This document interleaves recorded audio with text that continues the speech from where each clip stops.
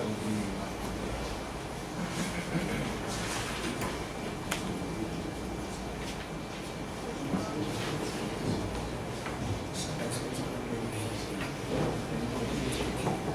name is Jnu Protests, and I would like to welcome you all for this latest edition of Motifs lecture series in Āwāj. Motifs lecture series, it has provided platform of both Nepali and foreign scholars to come together and have meaningful discussions regarding a variety of economic, political, cultural issues. And today's presenter is Kunreuther, and the title of her paper is "How Does Democracy Sound Like?" What does democracy sound like? First of all, let me introduce Laura. She is an associate professor of anthropology at Baha University. She has been researching on Nepal since mid-1990s, mainly about urban and public life in Kathmandu. Her work has been published in a number of journals, including Studies in Nepali Society and History, American Ethnologist, Cultural Anthropology, and so on. Her book, Public Intimacy and Mediation in Kathmandu, examines relations between public speech and private interiority during a moment of democratization in Nepal. She is currently engaged in 2 research projects, both of which explore relationships between sound, listening, and political subjectivity. The paper she will be presenting today is titled, as I said earlier, "What Does Democracy Sound Like?" She brings together these 2 words, Āwāj and voice. Voice, which is used in the global discourse, as also in humanitarian discourse. As opposed to that, she juxtaposes this term called Āwāj, which is a vernacular alternative of voice, and in the process, she attempts to what also Dipesh Chakraborty calls provincialize Europe, Western discourse concerning voice. And so 45 minutes, and then after that we will move on to the question and answer session. So without further delay, Laura. Thank you. Thank you all for coming, and thank you Deepak for inviting me, and Sanjay for introducing me so nicely, and all of you who have helped me understand Nepal better. You know who you are, too many of you, you know who you are. I thank you for all that I have learned from you. So the thoughts that I'm going to share with you today come out of my long-standing work into questions of voice in Nepal. First articulated in my book, as Sanjeev said, called Voicing Subjects, that was actually published last year by Martin Chaudhry for a Nepali audience, and more recently in an article in Cultural Anthropology entitled Sounds of Democracy. So I apologize in advance if some of you have encountered some of this material. But I'm hoping to think historically, and hoping you will think with me historically about Āwāj as a key metaphor and material for participatory democracy that actually has, I think, comparative potential within but also beyond South Asia. So I'm looking hopefully to do that with other scholars, so if you have an interest, please let me know in collaborating. I'm also going to use this material on Āwāj to talk briefly at the end about my current book project that focuses on interpreters who work for global organizations like the UN, with a particular focus has been on the interpreters who work during OHCHR and UNMIN's missions. So this was nearly a decade ago, so it's kind of cultural history in a way. While this project doesn't make up the bulk of the paper here, I am thinking a lot about that right now, so I'm open to any questions that you have about that work. So I'll just start. Everyday discussions about democracy tend to imply at least 2 different understandings of voice. First, liberal democracy is founded on the ideal that every adult citizen has a voice, and that it can and should be heard, just as they have a vote. So voices and votes appear to be functionally equivalent to each other. And the use of language in media is seen as central to democratic practice in texts that circulate in the public sphere, in social media, in face-to-face conversations in coffee houses or tea houses, or as a colleague Martin Bay has talked about, well-crafted oratory, talks about in South India. Thus, the voice has become a metaphor for political participation. A second common understanding of voice with democracy appears in discussions about representative democracy, when a politician claims that he or she is representing the voice of many. So while global discussions, the discourse of voice in English, rarely turns our attention to the sounds of democracy, the South Asian term, Āwāj, as most of you know here in the room, refers first and foremost simply to sound, but also extends in several contexts to more metaphorical meanings of voice. Derived from the Persian Āwāj, sound, voice, or song, the political and sonic reference of Āwāj often overlap. So no doubt there is this connection between voice and sound in many other languages across the world. But Āwāj resonates with modern discourses of voice used to describe selfhood, agency, central to modern publics, and democratic practice, as in phrases that you all know well, like Maila ko Āwāj, or Yuba ko Āwāj, or the phrase often used Āwāj Utani, raising voice. Sorry, women, Maila ko Āwāj. Most people know Nepali, but if you don't, women's voice or the voice of youth. Āwāj Utani, raising voice, a phrase that in English can in certain contexts refer to sound, but usually is specifically about a political understanding. But Āwāj also, in Nepali and in South Asian languages, also includes reference to a wide array of phenomenon that are not human or discursive at all. Natural and mechanical sounds or noises. So you have in Turner's dictionary 3 definitions for Āwāj: noise, sound, and voice. So Āwāj is interesting for me conceptually because it brings together 2 registers of voice: the material vocal sound and non-vocal sound expressed in language and beyond.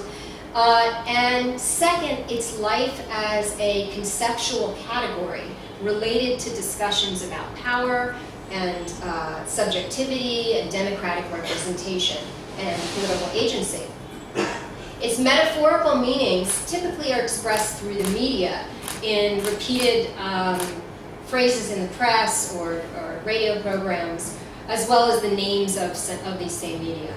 So we can think, even go as far to claim that the metaphorical meanings of Āwāj are themselves media concepts, implying and invoking media discourse in their use. And I'd be interested in hearing your thoughts on that. So I want to think about these 2 registers of voice together in order to develop an approach to understanding political and specifically democratic subjectivity.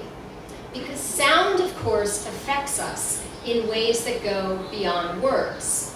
Therefore, when we attend to the varied meanings of Āwāj, it helps us focus on the connections between the rational and the affective, between the articulate and the inarticulate, rather than emphasizing their division.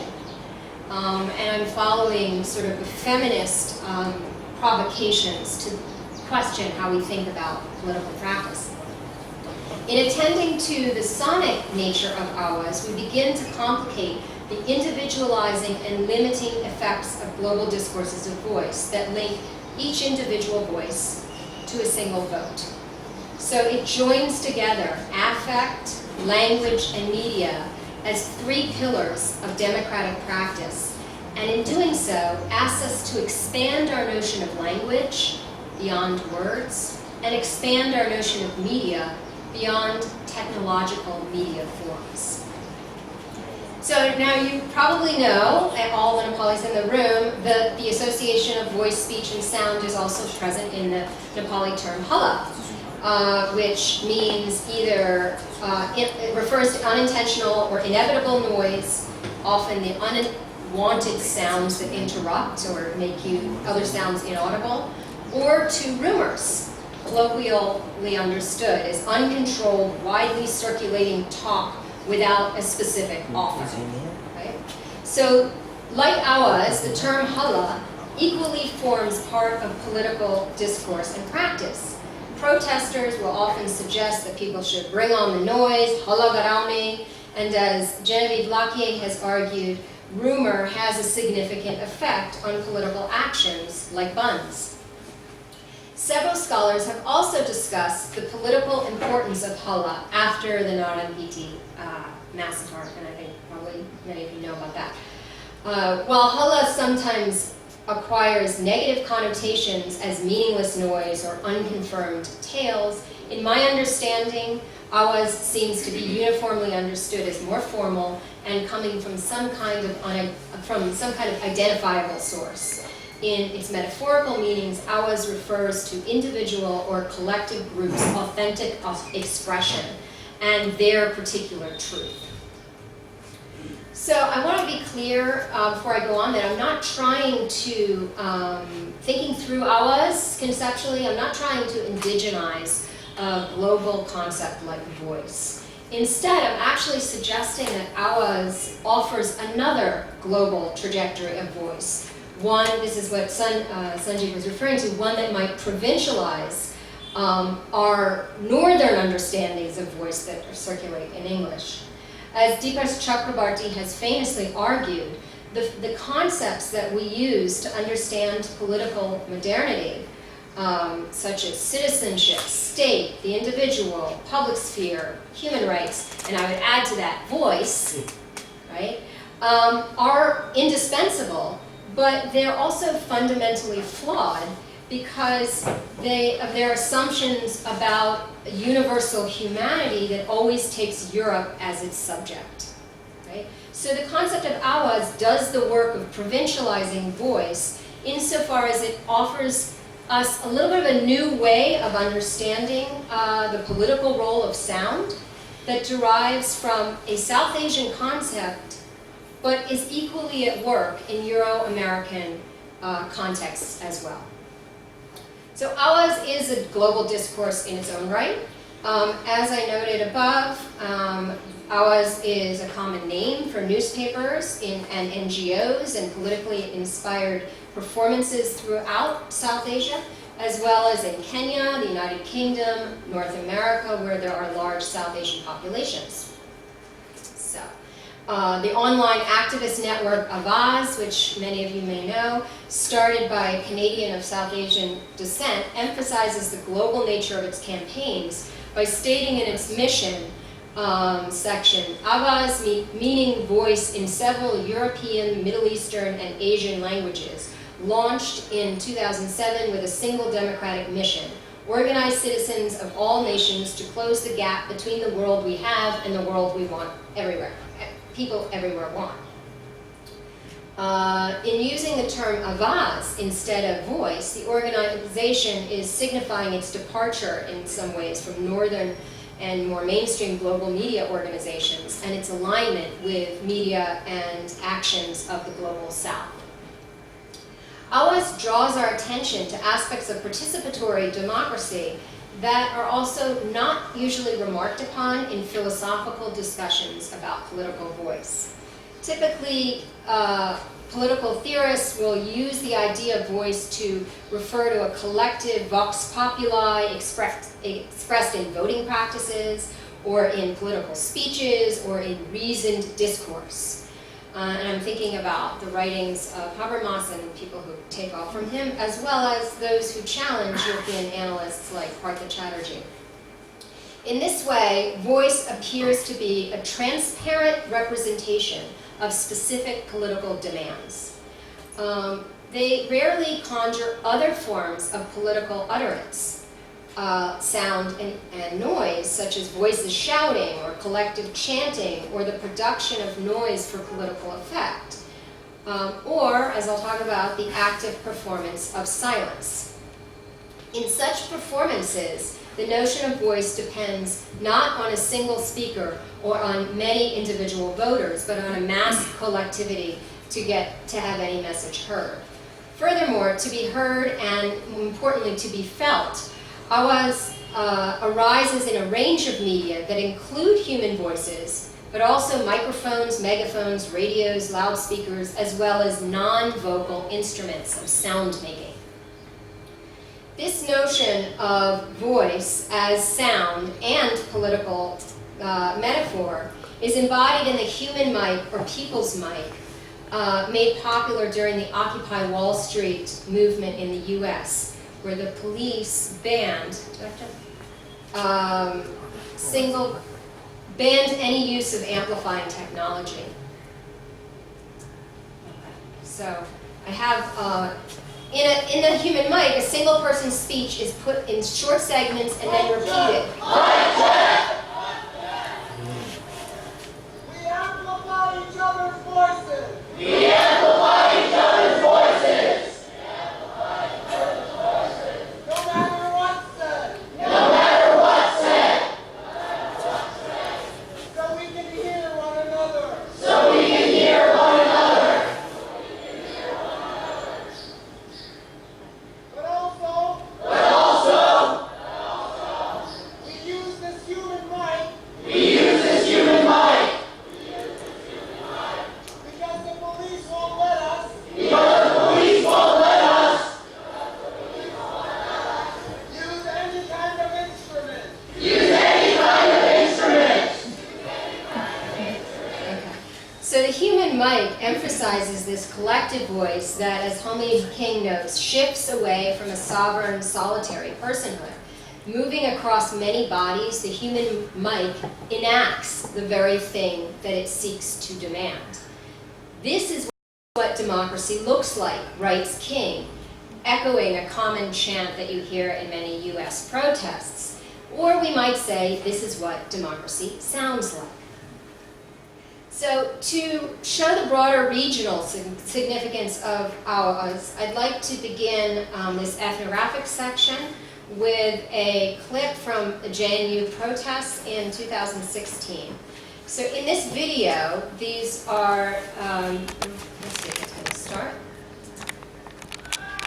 So this reggae artists set up this high speakers of Red Tower, a sound system, and then they stage a large dance party.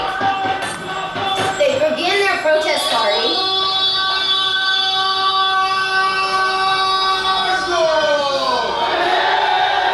So, spoken through a microphone held close to the artist's mouth. Everybody here, but it's also a message for the EDD youth over there.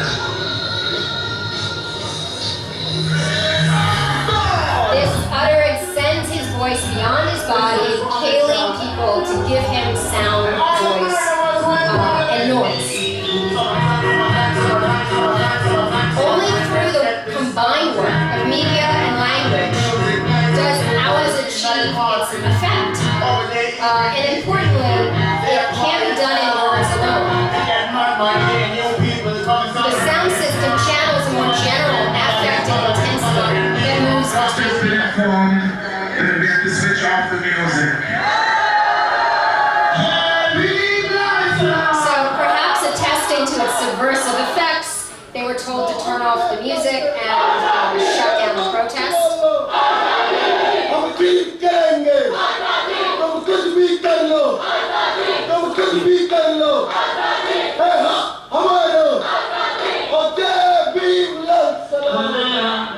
Many more of us than they see.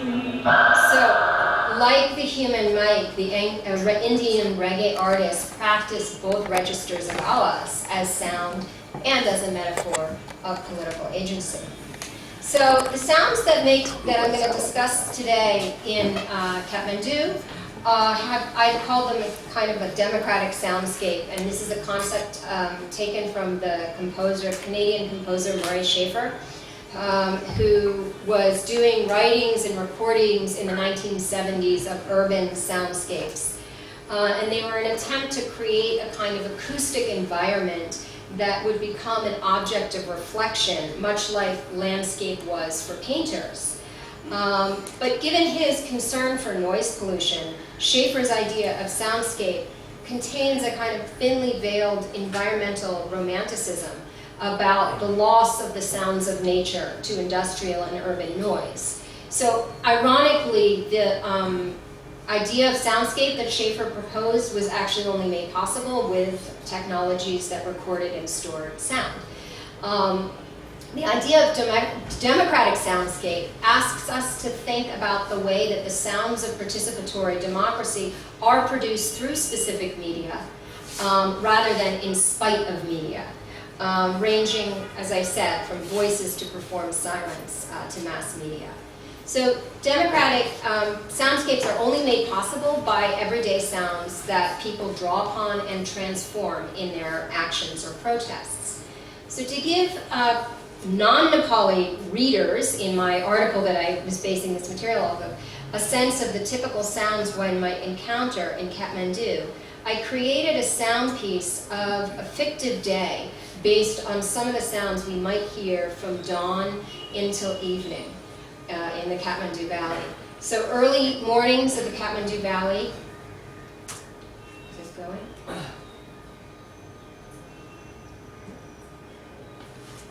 Oops, sorry. Let me see. No? It's not. Is that playing? So did I stop it? Because you think there was definitely first. No? That one. Okay, well, I can read you what you would have heard. There it goes. Well, anyway, you can see that on the article, it's on there. The early morning in the Kathmandu Valley resonate with the sounds of dogs barking, birds chirping, the rumbling of trucks, bells ringing in homes and corner temples for morning puja, the sounds of morning traffic, the whoosh of the pressure cookers letting off steam, and the shouts of children going to school begin around 9 or 10. Those of you who know the city well may recognize where you are by what you hear. So different parts of the city have different sounds and languages. Newari, Nepali, English, and Hindi often, but also increasingly more other Nepali languages related to specific people and practices of the neighborhood. You'll likely know that you're in Ratna Park bus station from the noise of the buses revving up their motors and peddlers hawking fruit, bus drivers yelling out their destination, and I'm so sad you can't hear this because you would hear that. And you may know you're in a specific Baha by the chinking sounds of the Newar craftsmen tapping their brass into sculptures, divine sculptures. In the late night hours in tourist and youthful areas, repetitive drum beats and loud electric guitar music seep through the closed doors. And in other parts of the city, calls and responses of dogs barking break up the silence of the night echoing across the valley. So such typical soundscapes of a city are often interrupted or altered during political protests, the common being the buns or chakajams that shut down all movement and vehicles, which most in the room are all too familiar with. In the past, especially on days of general strike, there was a stark difference in the soundscape of the city.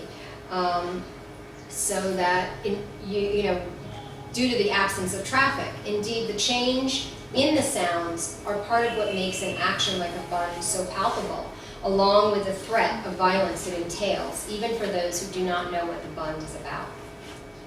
So the 4 different sonic motifs I discuss that characterize popular protests are not rooted in linguistic meaning. They are silence, broadcast wailing, honking, and banging on plates. In each of these examples, activists draw upon and transform everyday sounds into the sounds of protest to make themselves heard often in ways that do not directly state what their demands are. While all of these forms have specific connotations related to practice in Nepal, importantly, they are also used in other parts of the world for different movements and protests. So I'm going to condense these 4 motifs into 3, moving from the generation of noise in the plate banging, honking, and wailing, to silence, and then from the use of external objects like cars, honking, and whistles and plates, to the use of the body through voice and silence. Many of you may know many other sounds that characterize democratic practice, and probably of the examples I give, you will have many others, more recent ones that you can also talk about. So most of you are probably familiar with the common practice of Nepali protesters banging on steel plates or pipes to create a din of noise that reverberates beyond the space of protest. During the People's Movement of 2006, where the curfews banned people from the streets, many went to the top of their roofs and banged loudly on metal plates with spoons, creating a deafening echo across the valley, as you may remember. I was actually not in Nepal at the time, but friends who partook in this banging told me it was, for them, it was unlike other protests. The repetitive rhythms expressed and generated, as one of my close friends put it, generated a sea of emotions for political change and a feeling of full control that was not possible during the heavily censored, policed daytime protests. Some explain this as an action, as an act to humiliate King Gyanendra, as if to say, you will not listen to us, but we will make sure that you literally hear our discontent from our homes. And then, of course, this same strategy was used later in Occupy Balawattar, or the Balawattar Satyagraha 2012 and 13, which I should just say is not related to the Occupy movement that I just showed a clip of, that was against widespread rape and domestic violence by state officials. There, the participants engaged in a wide range of noise making. Why is this sound not working? There we go. So. Click-tapping, to whistling, and honking.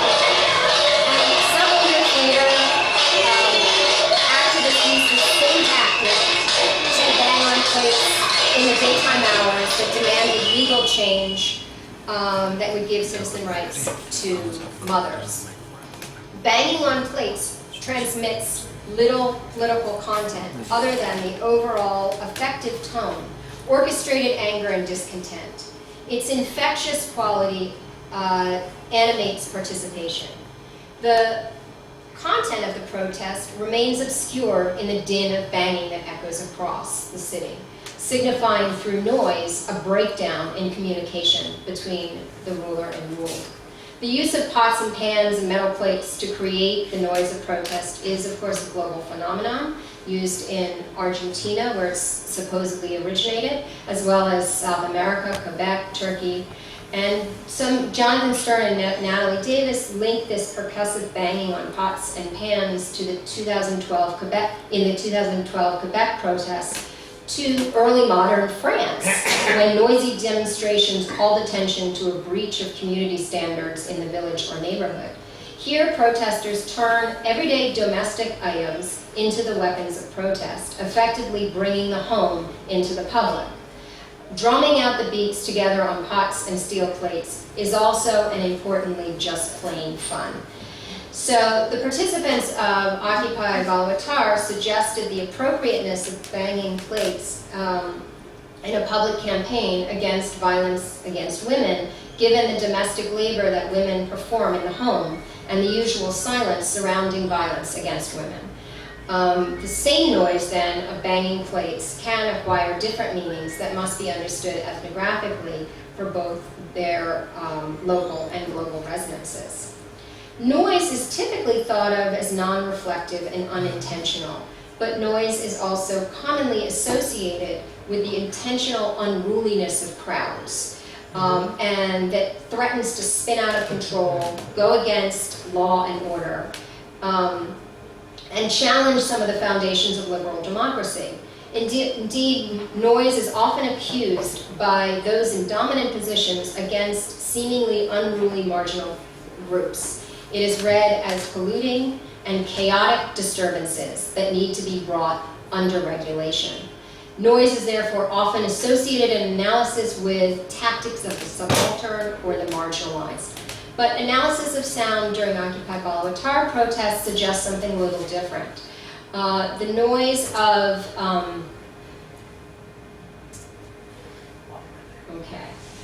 figuring out this, the noise of honking or whistles. How do I do this?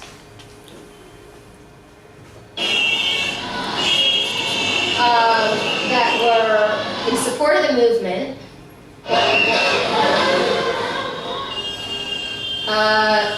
were longer in duration and therefore louder, and signified a difference from driving as usual. And this was, of course, before the honking laws that we see up on the street, the signs.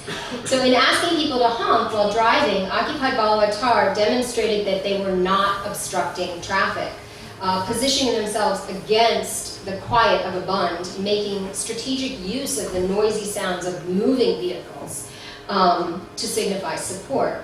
And noise in this case was not a tactic of subaltern obstruction, I would say. In fact, several activists I talked with told me that noise was a strategy aimed to support civil democratic principles. This was clearly an important message because during the end of the 107 days of protest, the police arrested some protesters for moving into the road and obstructing traffic, a charge that most of the activists I spoke with denied. So crowds on the street and the noise they generate are juxtaposed with a silent, rational reading public, and both are routinely rejected in discussions of political voice. Yet, some scholars have recently suggested this analysis of crowds and mass affect may help us reconsider political subjectivity beyond liberal frameworks of the public sphere, where the individual speech seems to be the basis of all true political engagement. As William Mazzarella points out in his analysis of crowd theory, while crowds are central to our image of democracy, they are more often feared because they lead to a kind of bodily suffusion of affect that represents a loss of autonomy. So again, recent scholars of crowds and noise tend to emphasize non-liberal approaches to politics, but in the Occupy Āwāj movement and many other Nepali protests suggest that such analyses are also relevant for pushing the boundaries of liberal notions of politics. And I will just say that, it's not that I'm against rational discourse here, even though I'm sort of emphasizing the affective side of things.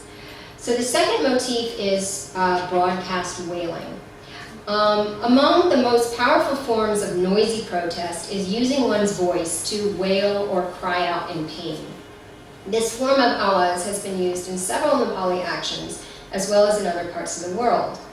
As I discuss in more detail in my article, crying and wailing was a tactic of Occupy Āwāj activists, as well as a central part of Ashmina Ranjit's 2005 Happening performance against the violence of the Civil War. In Ashmina's Happening, she compiled a soundtrack using the sounds from Mohan Mainali's film about the conflict, The Living of Jogi Mara, as well as recordings of herself and other actors she hired to cry. She then was remarkably able to get the soundtrack broadcast on all the FM stations and radio stations for an entire hour on the occasion of May 1st, when this happening took place. Okay. Sorry.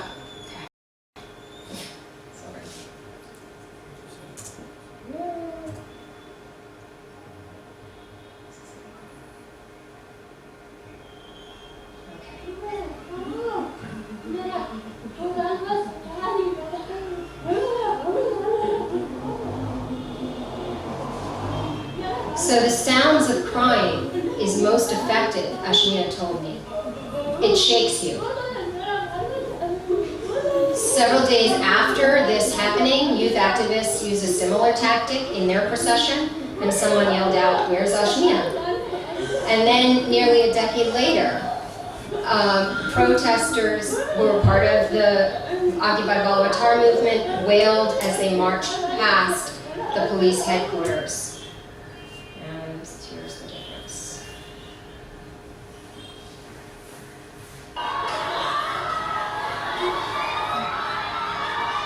So, seen as deliberate rather than any incidental form of noise, these performances disrupt the status quo and draw attention to pain, as well as to rarely discussed actions against citizenry.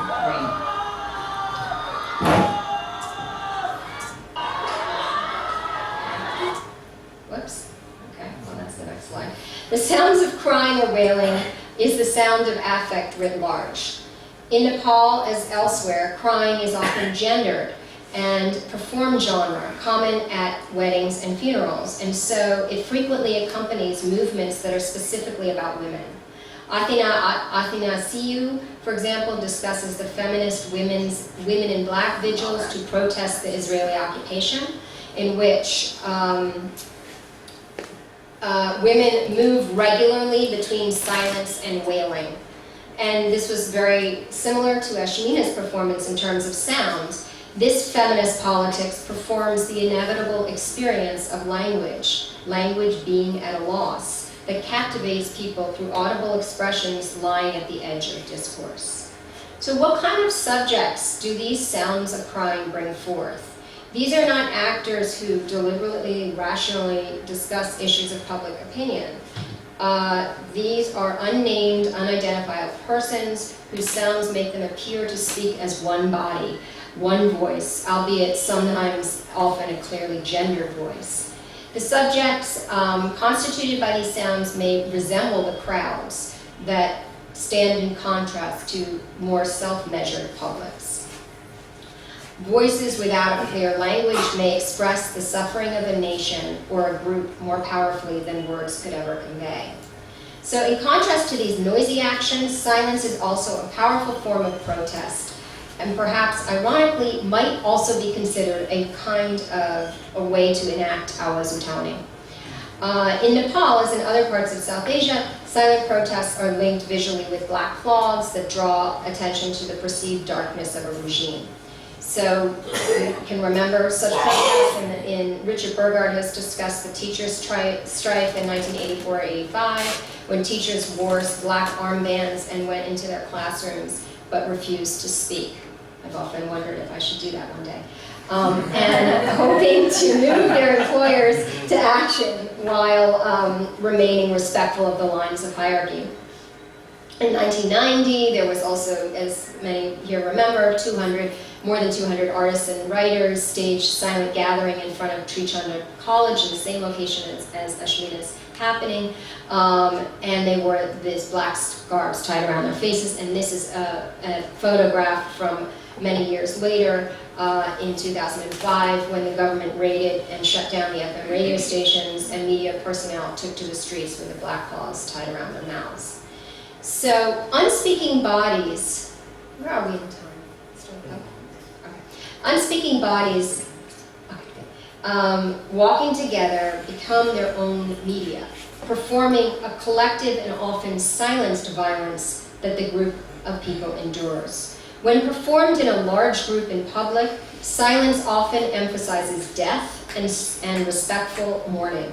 This connection was made literal in Ashmina's happening as the performers fell to the ground to feign death while their partners traced their bodies in chalk, mimicking the global imagery of police, of death at the scene of the crime. While Ashmina's happening was filled with the sounds of wailing, she always emphasized to me the importance of wordlessness, not quite silence, to the overall intentions of the performance.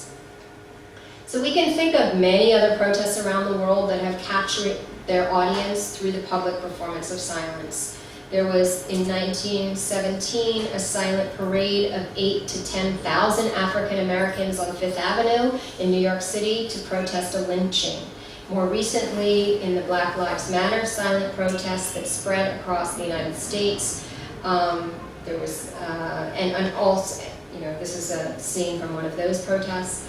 And then, there was a standing man protest in Turkey and those silent vigils in Women in Black that I talked about earlier.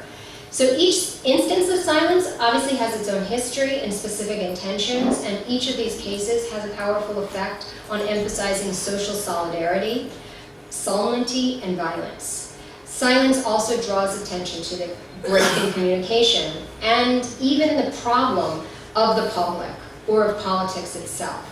People dramatize problems of voicing without uttering a word, a kind of ironic commentary on censorship in which their performance is the inverse of what they desire.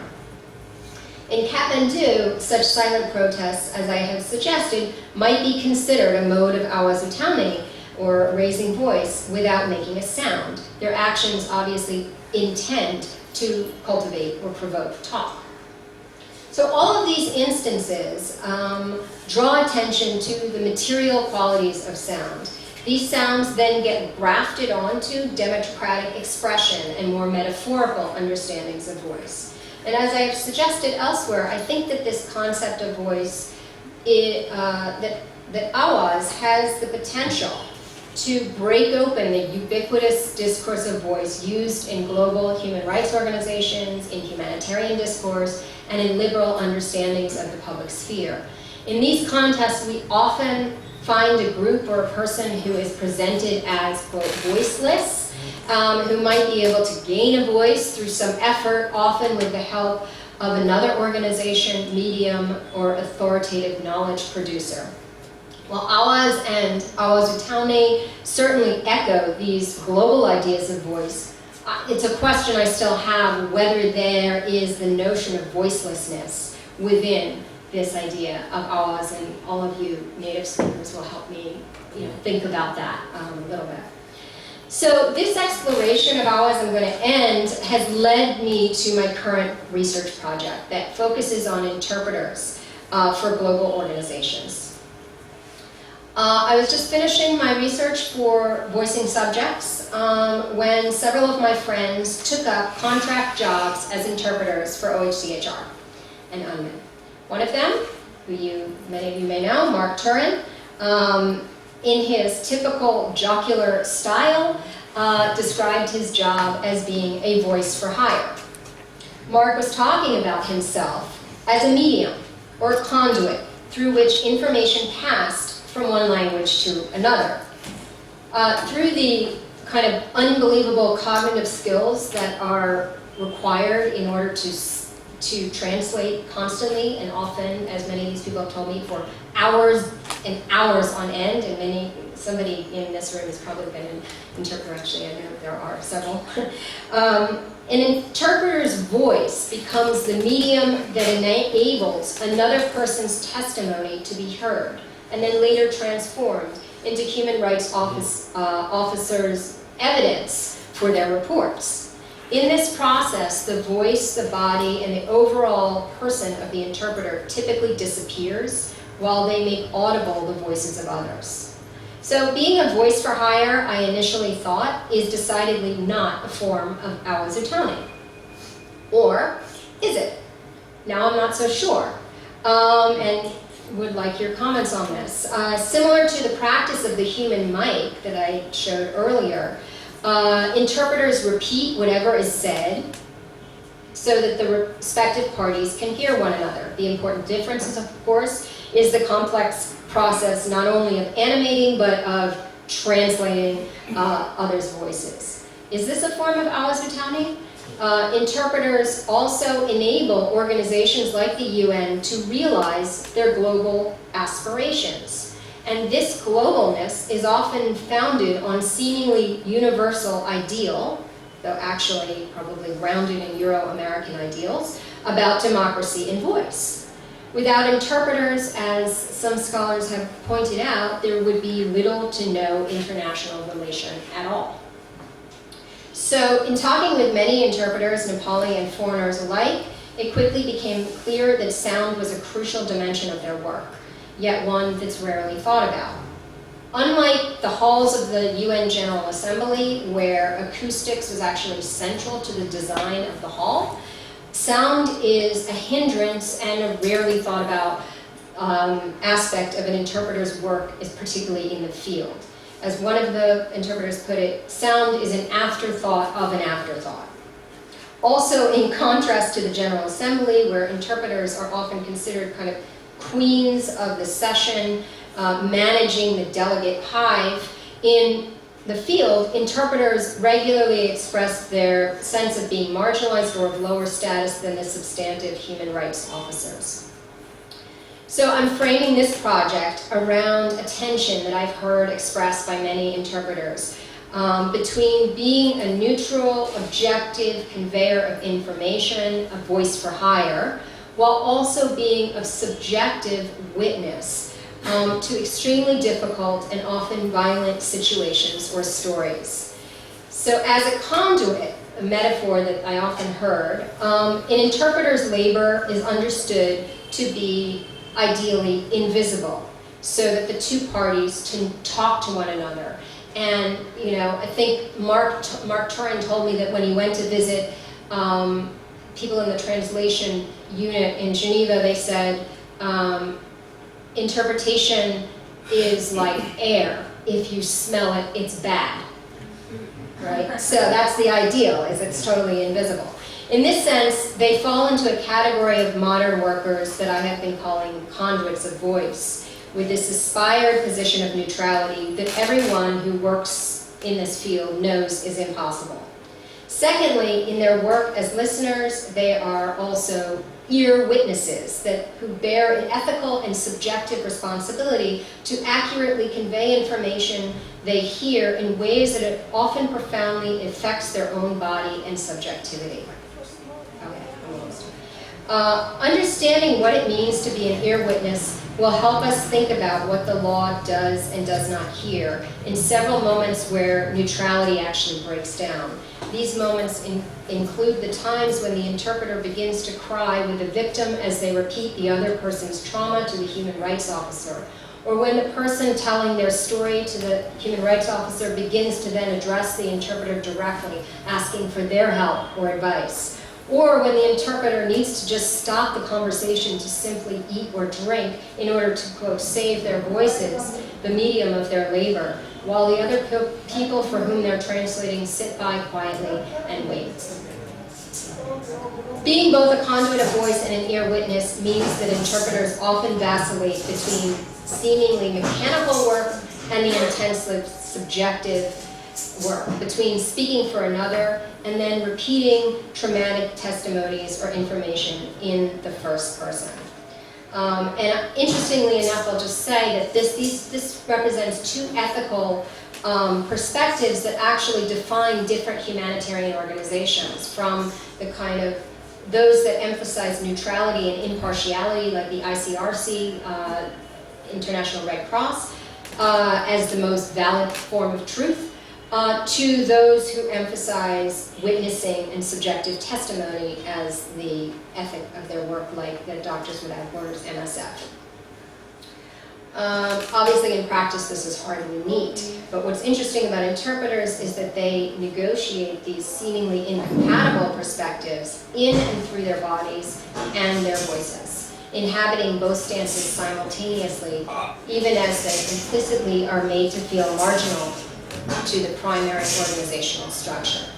So in conclusion, I have just been arguing for us to take the sounds and their media more seriously as we strive to understand participatory democracy. Such sounds depend not on a single speaker, but on several people, including interpreters, and collectivities, often assembled en masse, to make any message heard. The South Asian concept of Āwāj helps us expand our notion of voice from individual expression of consciousness or even a specific political desire to the edges of language embodied in silence or in crying or in honking or in banging.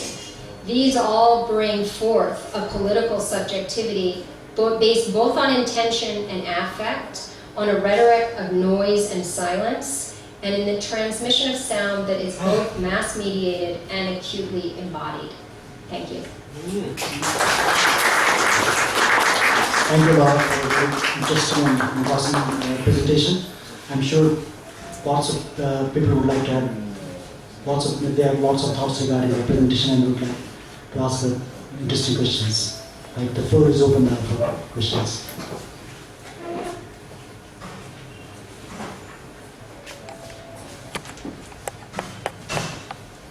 Yes, please.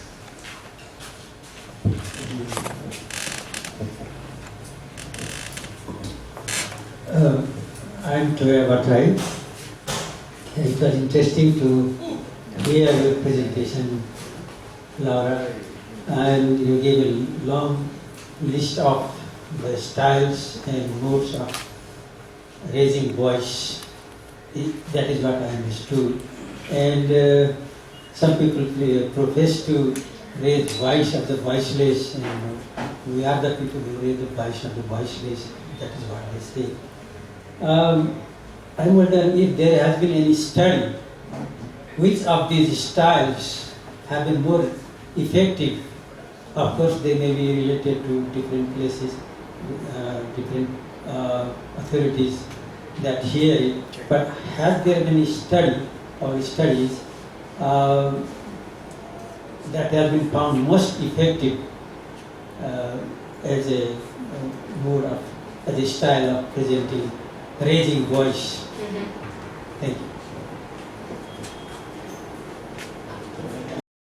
Would you like to answer that, or should we take one or two more questions? Please, whatever. Yeah, let's take one more questions and then we pass them to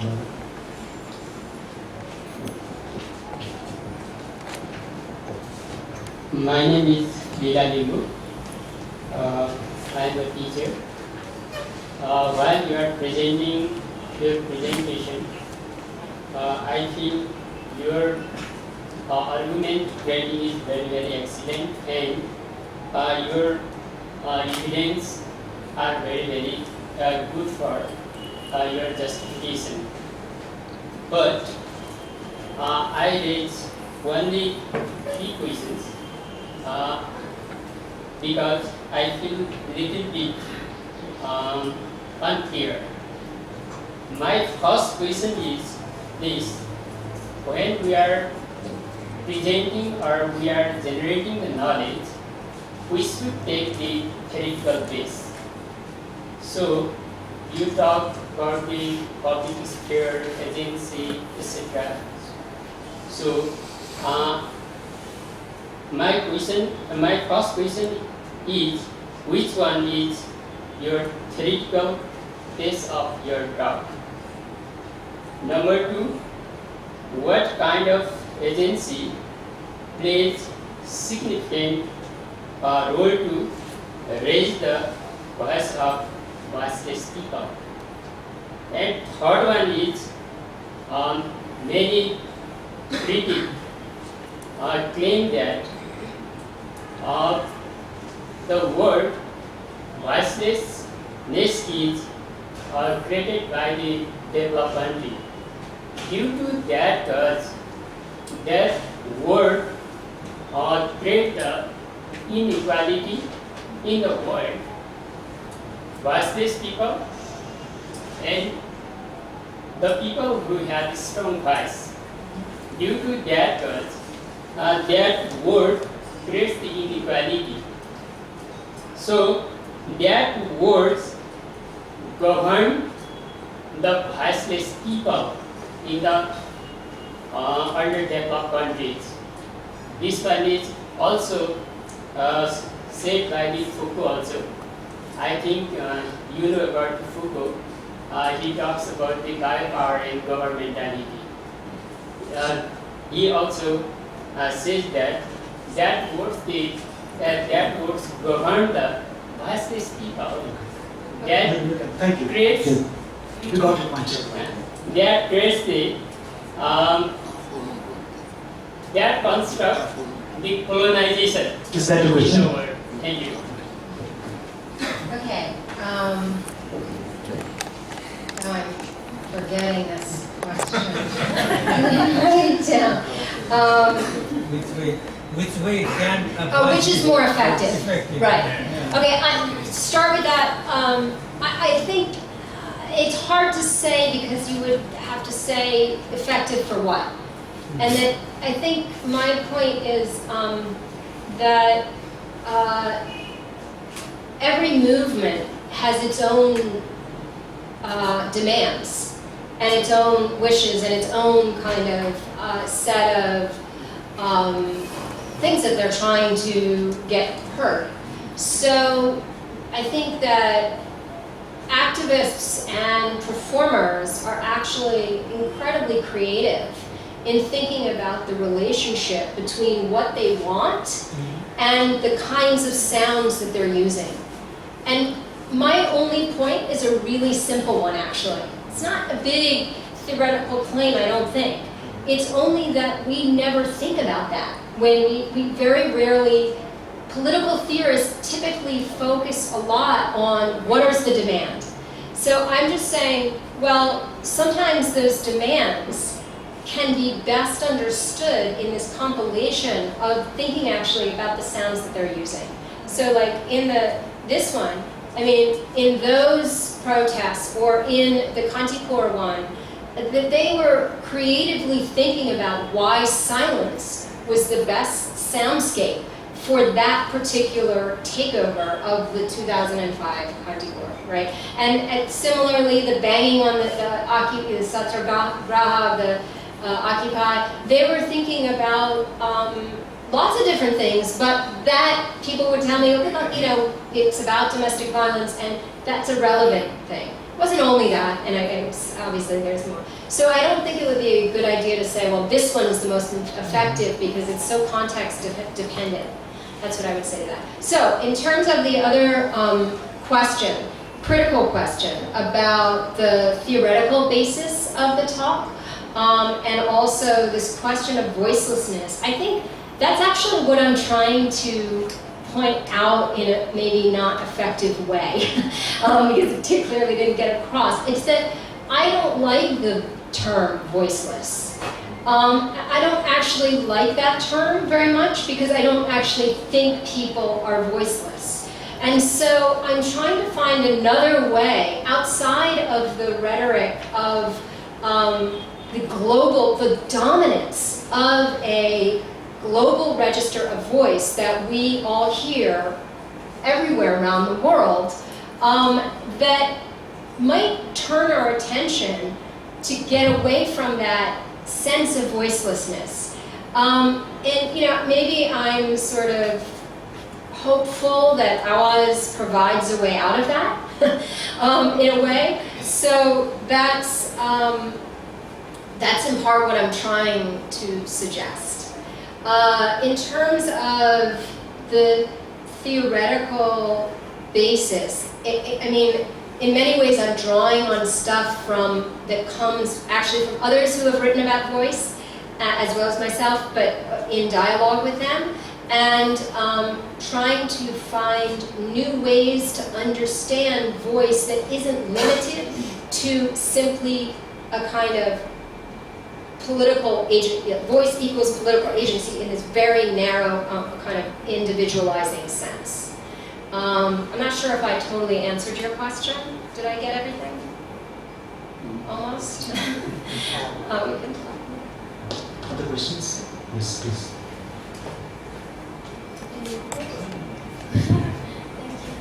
Just one question.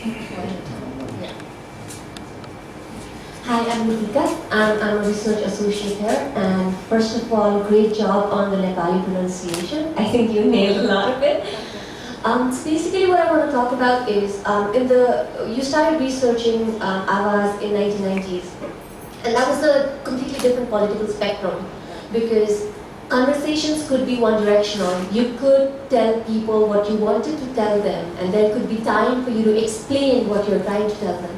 But now, in a completely changing world where narratives and counter-narratives are so fast and so rapid, and your voice drowns before what you were trying to imply with that voice is actually out there. How relevant do you think Āwāj still is? How does it survive? That's a good question.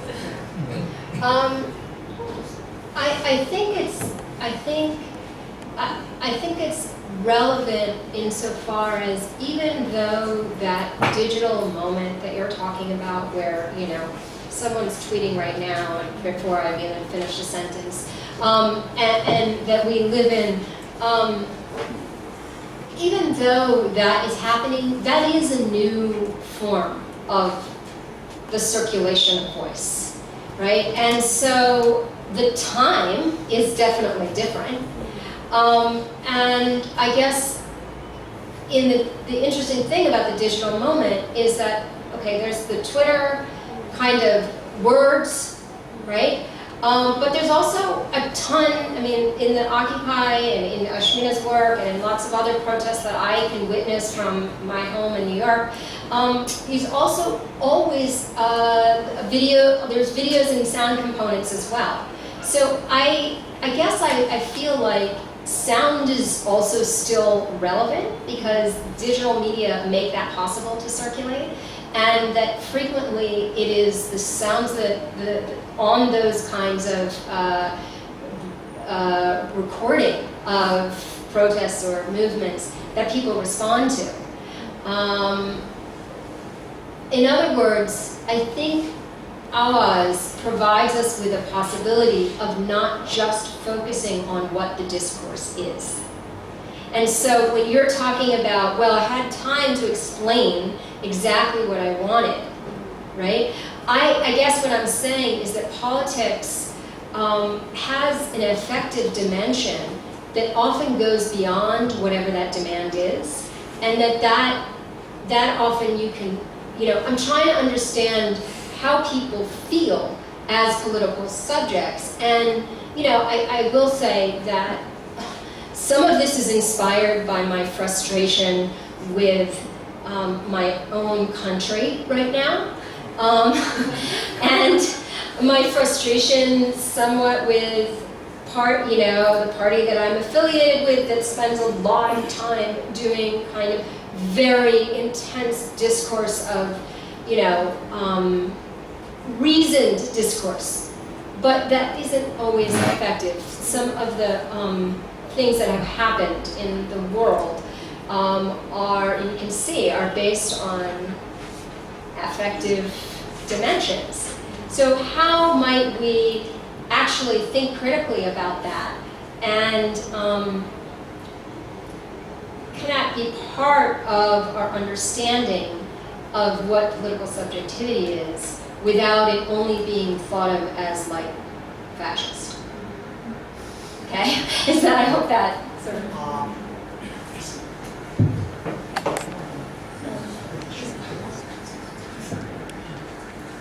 Hi, Laura. I'm Fonny. I'm a researcher from Taiwan. Thank you for your wonderful presentation, very insightful. And I have two questions. The first one is that your talks reminds me my participation in a rally on the other day. It's indigenous people's protesting, and it was fascinating because the march was there's a group of shaman people, and they use the shaman drum and hit the drum, and the whole atmosphere is very powerful to me. So my question is that in your research, have you also identified this kind of ethnic feature or ethnic characteristics in Nepal, in different protesting in Nepal or other regions? And the second question is about emotions and the current research you are doing, because as you mentioned that emotion is a crucial element in sound or the Āwāj, and so I was wondering when the interpreter translate the languages, do they also translate the emotions? And what's the technique they are used to convey this kind of emotion? Thank you very much.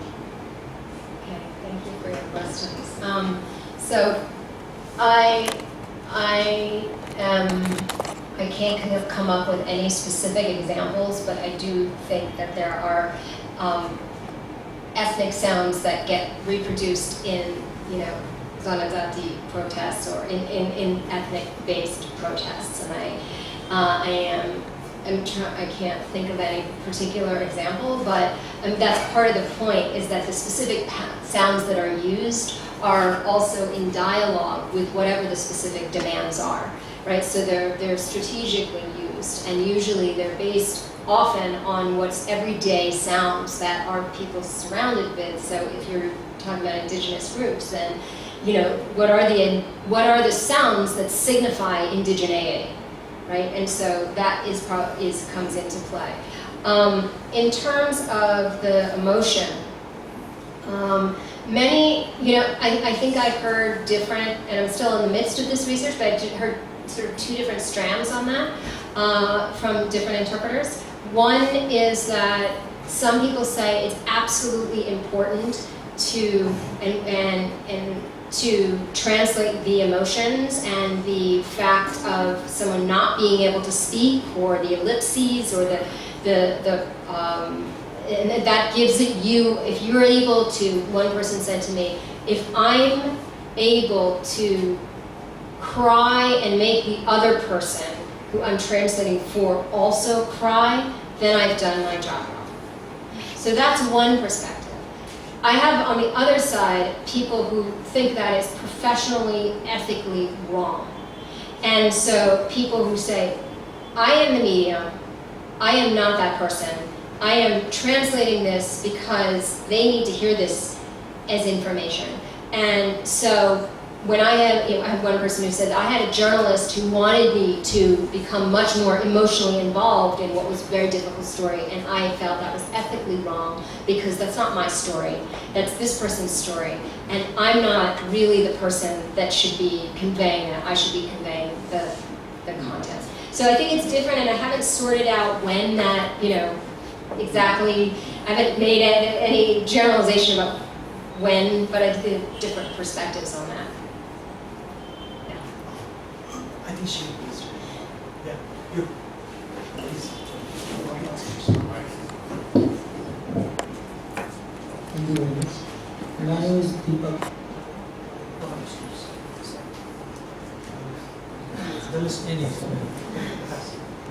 My name is Prakash Āwāj. I'm a writer and journalist. What I would like to ask is, specifically, you might have answered this question earlier, but is it possible to generalize about different peoples, sounds that people of different ethnicity or countries make? Like about Japanese, we normally think they are very quiet people. About Latinos in the United States, they say they make a lot of noise. And so, is it possible? Of course, is your study is concentrated mainly in Nepal. Of course, in Nepal also you have many different kinds of people. Maybe they may have different ways of expressing their emotions. Is it possible to generalize on the basis of your study, or you are concentrating mainly on Nepal? I think part of what I've been trying to say is that there are specific cultural meanings that people bring to their understanding of why they're using particular sounds. But I think there's a danger in kind of locking in the sounds to particular groups, because many people are not, we live in a world in which we are not locked into only one specific ethnic identity. And many people are getting ideas about how, part of my point in emphasizing that some of these sounds are used in other protests is that activists themselves are drawing on the internet and other protests to inspire their own. And while they do have specific meanings that are related to the specific demands in that place, I think I wouldn't want to lock down, this sound is only for, you know, a specific group, because I feel that people are more complex than just that. And I think that even if you are talking about a specific ethnic movement, they may, in that context, make use of sounds that signify that particular group. But I wouldn't want to generalize, because some other group could use that same sound and say, this is effective, and we actually agree with these people, but we're not of the same group. And so we actually have something in common. So I guess I wouldn't, I'm just not taking my analysis like, okay, this sound is this group. I'm sort of avoiding that. I'm trying to stay specific to the context and not necessarily say, I don't think you can say in like the Occupy Balawatar movement, there is, certainly there's bells and things that were used from Kudra, and there are, you know, and honking. Is honking a specifically, yes, there was a practice at that time of honking on the streets that you could say was a kind of etiquette of driving in Nepal. Yeah, so. My name is Deepak Gupta. I am a political science student as well. I have two questions for you. My question question number one is, why do people make sound in your research, and sound is for what? Sound is for what? How can you summarize the voices of sound all together in your presentation? Say that last part again, I'm sorry. How can we summarize these all voices together? Why do they have make sound? Sound is for what? Sound is for what? For what? Okay. Do you have another question? Yes. Yeah, go ahead. Yes. My next question is, do you have any experience about neutral sound? What is having no action or reaction? No action or reaction. Neutral sound means whatever you have presented, people, they are doing something. They are doing something to express something. Okay, their feelings or emotion. But sometimes we feel, we experience that people do not do anything. But even they have some actions or reactions, but they do not express. Like this.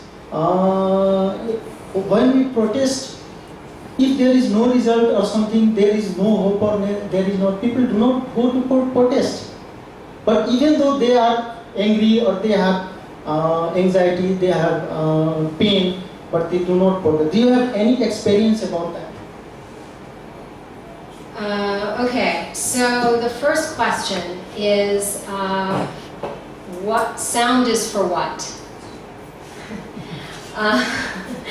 So I guess I would say that sound is about an experience of the body, an experience of hearing and of being together that generates a kind of affective potential between people.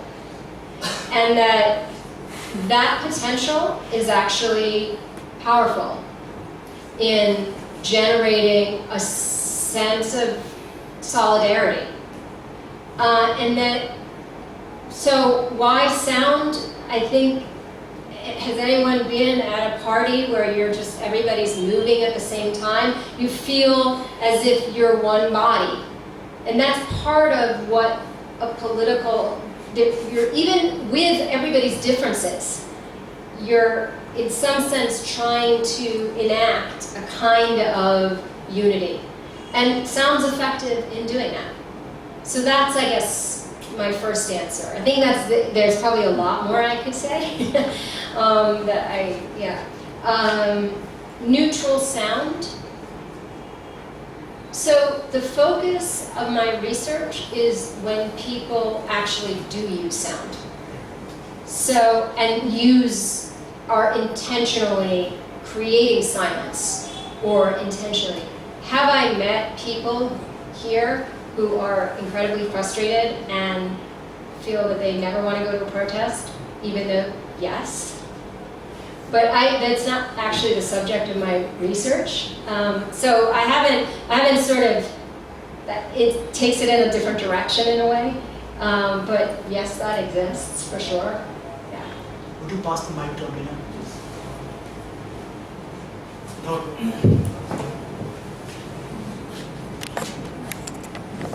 Thanks, I'm Amina. Actually, my question goes to builds on the answer that you just gave. What I'm mostly excited about your work is how you highlight the affective potential of Āwāj. So that's very intriguing for me. So could you tell us a little bit about your notion of affect? I was just reading Sarah Edmond this morning, so it's so clicking with me. And so you also sort of positioned it that you're going beyond the discursive potential of protesting, right? The logical. But I'm also wondering if the affective potential also leads to discursive potential. Could you share something about that? Yeah. What you've thought so far of that? Thank you. Thanks for that question. So I have been very interested in this literature about affect as much as I have also been somewhat frustrated by it. And so I think that one of the things I'm trying to do is, I think one of the ideas that come from these theorists who are thinking about affect and its political potential is that they are talking about a kind of something that is incredibly social, but pre-subjective in terms of this identity issue, right? So there's something that provides a way of understanding how a sense of being part of a social group is made possible without necessarily clamping down and saying, well, this is, if each person in that group could say that they subjectively are a different identity. But they nevertheless, the affective potential that's moving between them is kind of linking them. So I do think that part of the problem with a lot of people who write about affect right now is that they tend to, at least in some of my readings here, my understanding, it's very abstract literature.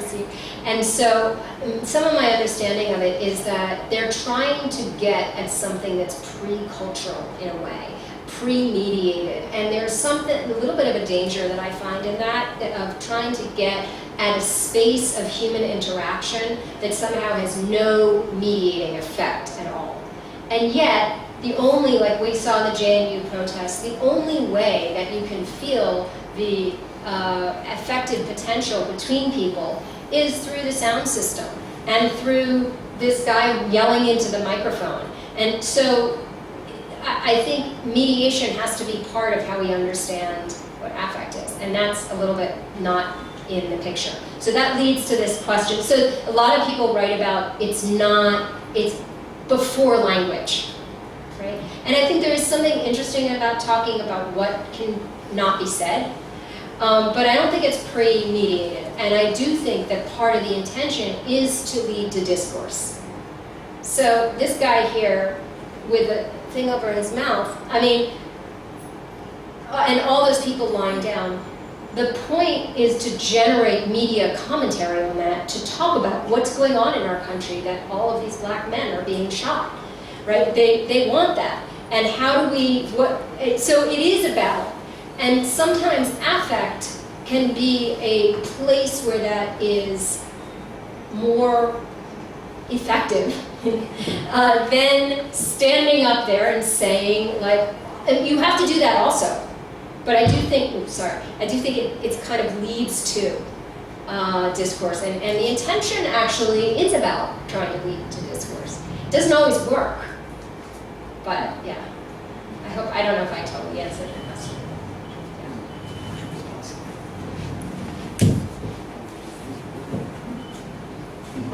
Hello. My name is Rama Abadiada.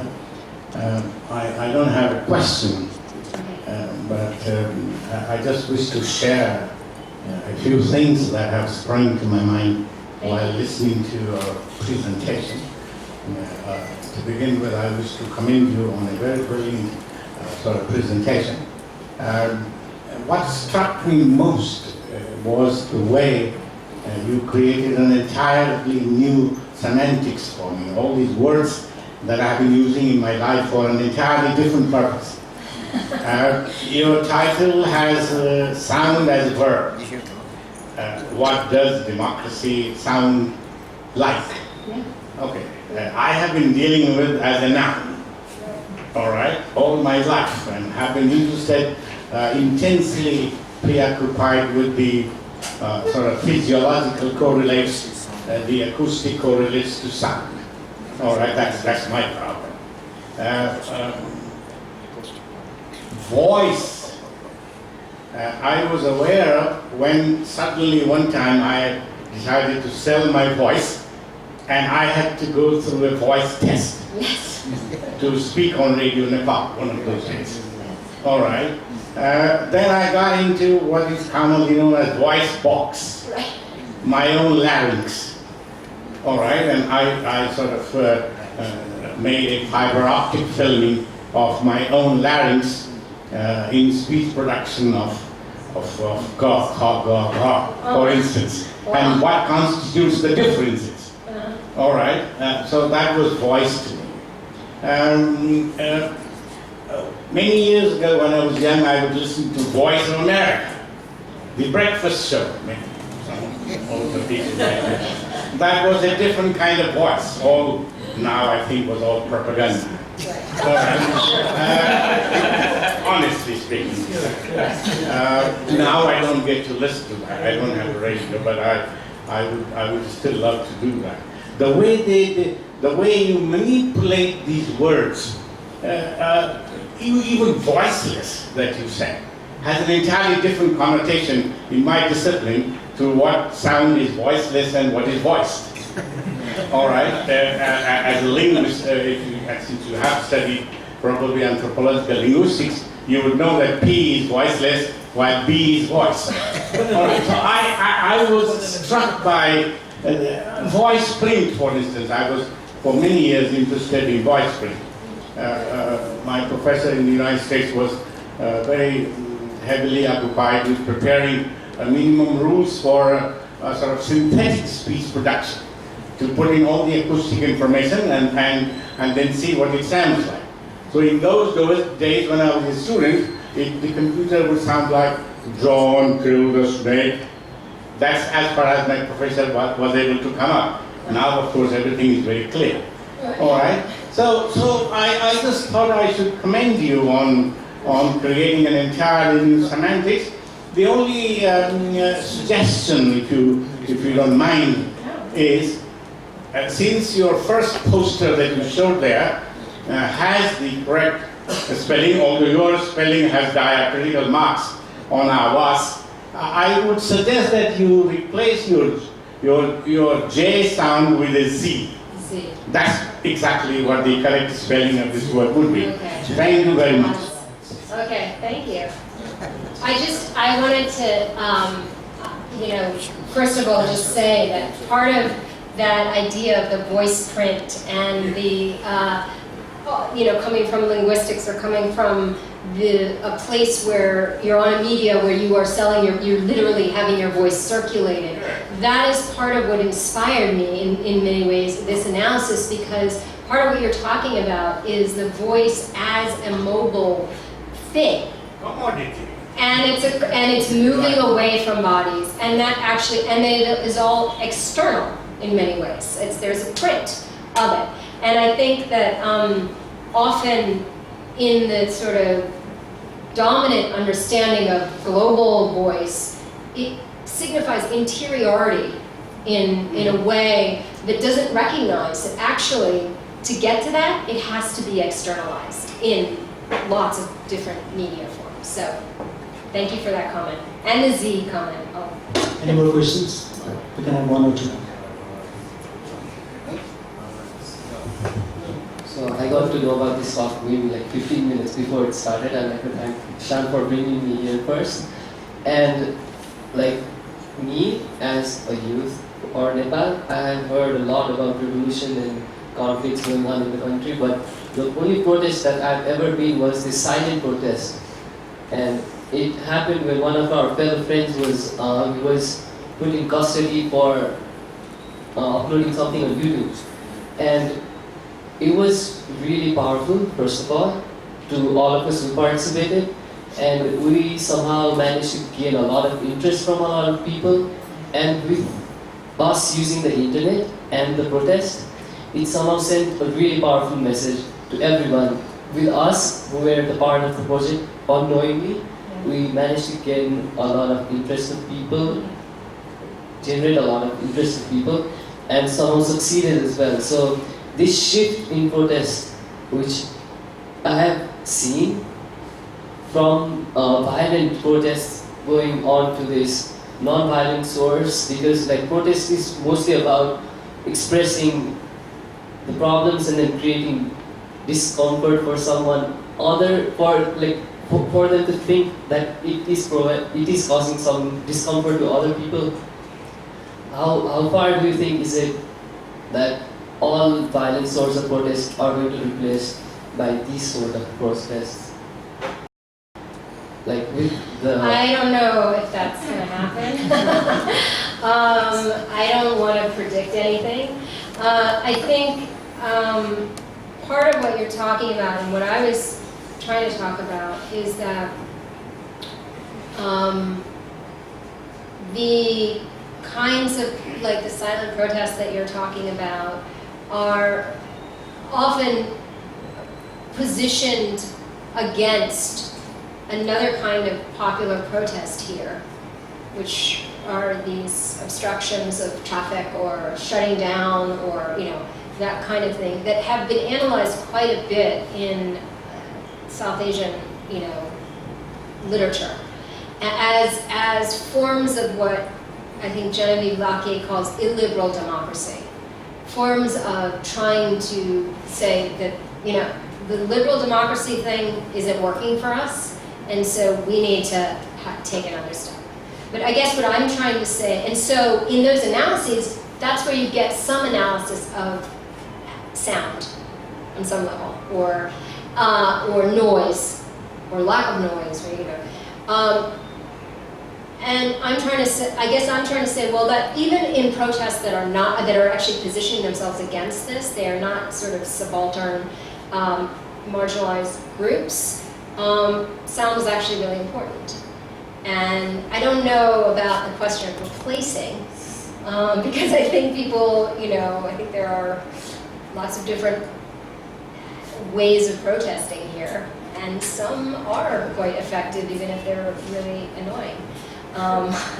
So I don't know, and some are effective, you know, without harming anyone, you know, without impeding on other people's. So I wouldn't want to say it's a trajectory. Two more questions. There is one there and one in the back. Hi, my name is Asta. I just was wondering, because growing up as a Nepali woman, like from a Chetri family, like we were always told to, like women especially in Nepal are told to be quiet, keep it down, like, you know. Our kind of, the way we grow up in our society is like we're not supposed to speak up and things like that. And I think it reflects on like the protests that you talked about are predominantly men coming out on the streets and, like, you know, protesting what they're protesting. So can you really call it a sound of democracy if an entire chunk of population of people is missing from the discourse?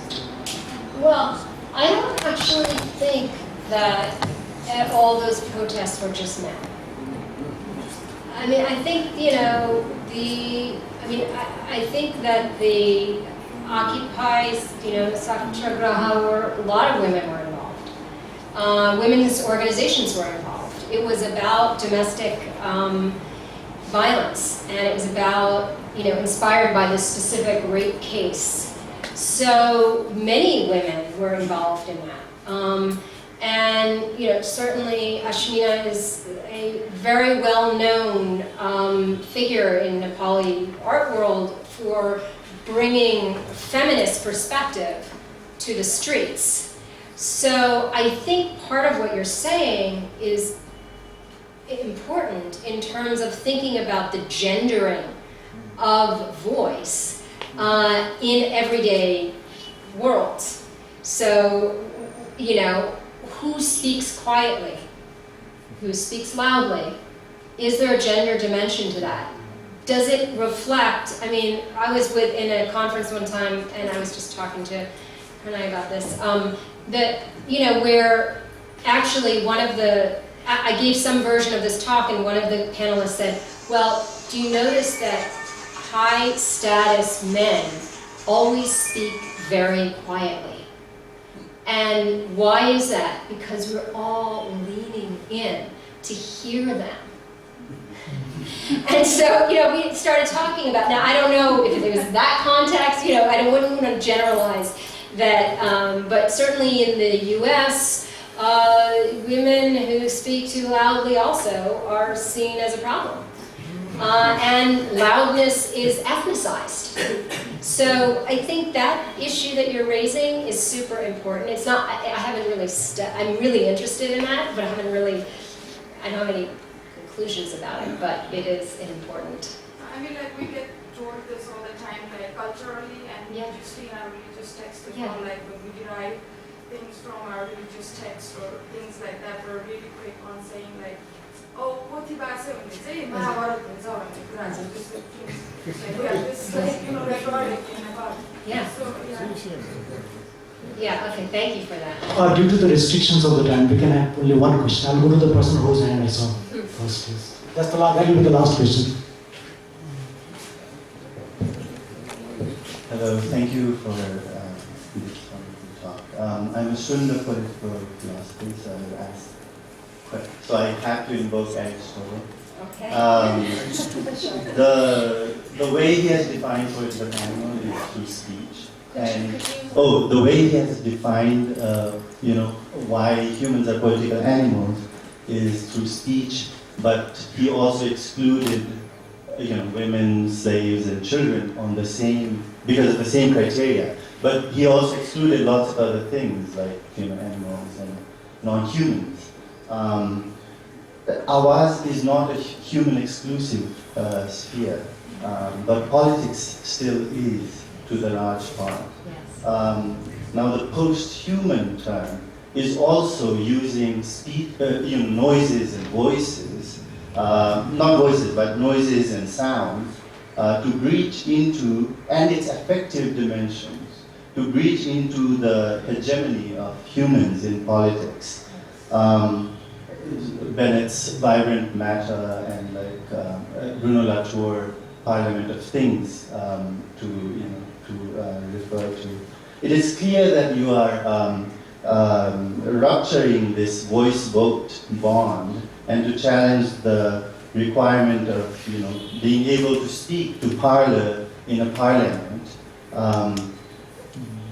But in your talk, the way you've used democratic soundscapes and political turns, you uphold the notion of politics and public as still a human-exclusive domain. Can you speak to why and how you engage or disengage with the post-human term that is also looking for some concept like Āwāj, but would like to open the political, to just rupture the politics altogether? Why would you? Are you going to go into that state or not? All right, that's a big question. Thank you for that. So I'm, as you're rightly pointing out, gesturing to it and not fully embracing it. And I guess I still, maybe this is, again, even though the post-human multi-species anthropology is a big thing right now, and trying to decenter the centrality of the human in our discipline has been a huge movement right now. And I am sort of cautious. I understand it, and I understand part of, I guess, what I'm trying to say is that we need to understand the agency of non-human things. For example, humps are non-human, but nevertheless, and that they reverberate in ways that are beyond intention, often, right? But I guess I'm still holding on to some sense of human intentionality that I'm interested in. And there, maybe I'm really old school. I don't know, maybe I'm too old for this, but you know, in the sense that I still believe that part of my job as an anthropologist is to understand the way, you know, human beings are using and affected by non-human agents. But that I still want my analysis to engage with what human beings want. And so I'll have to defer to where I'm going to go with this in terms of, but I appreciate it. And I appreciate what they're doing in terms of pushing us to think beyond. And, you know, the move to Āwāj is, as you're rightly saying, inspired by many of these kinds of arguments that push us to think beyond language and meaning-making and things that are not necessarily only within a kind of human register, that are affecting us from other places. Yeah, so thank you. Thank you so much. I mean, this was a very interesting and engrossing discussion. Because we have already shot the time mark, I'll keep my concluding remarks very brief. It was very interesting for me to see this, the way Laura, you know, like discussed Āwāj in relationship to voice. Voice signifying like transparent political intention, as opposed to that is Āwāj, which to me, you know, has this metaphorical and symbolic dimension. For instance, in your paper you have talked about how pans, like the plates in Occupy Balotar movement, symbolize hunger, but hunger for justice.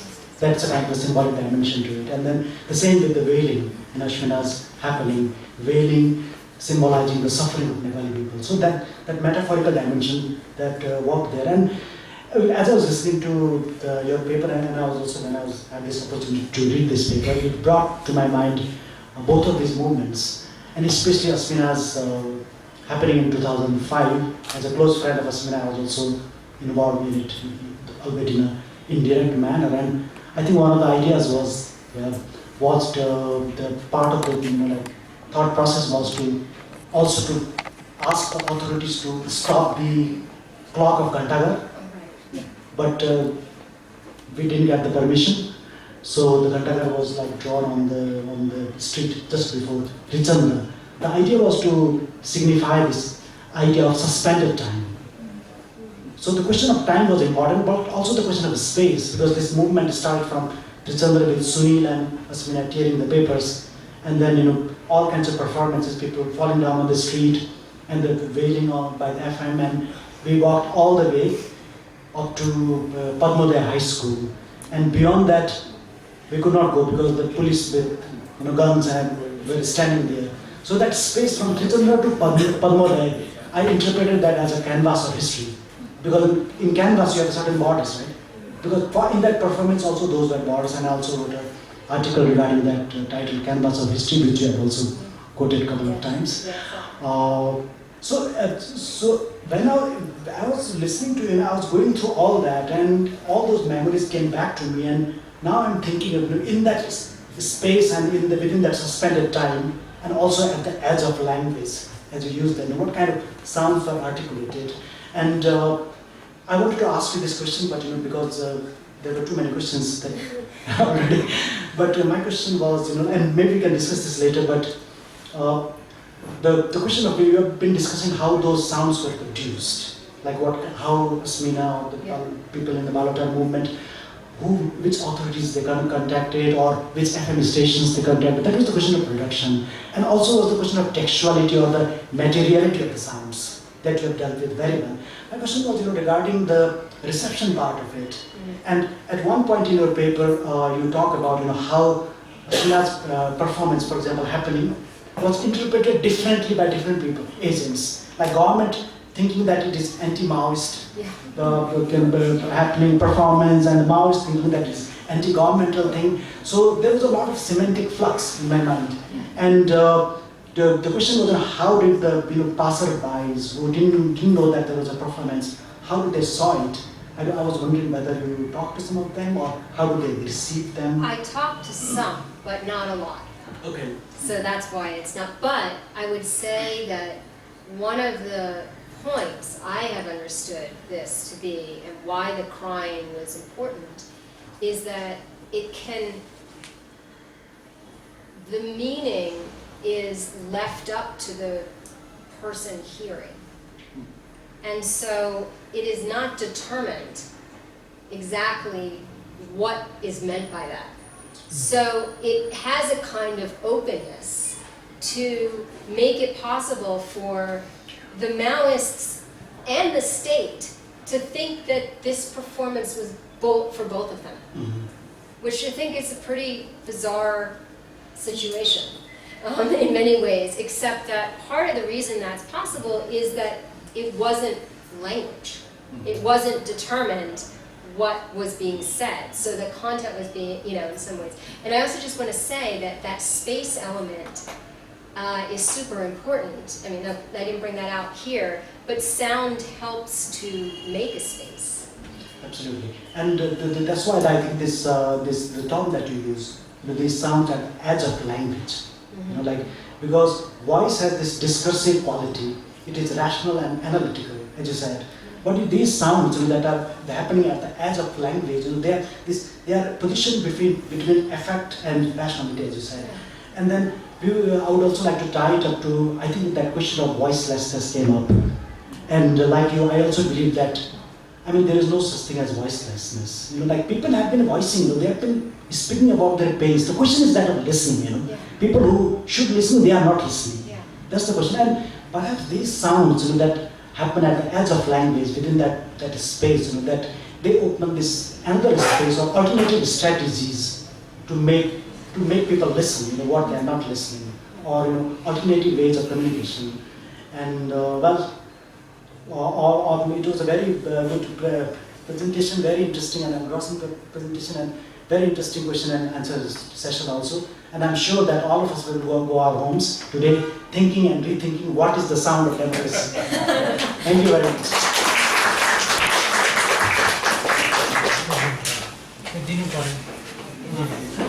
Oh, this is for you.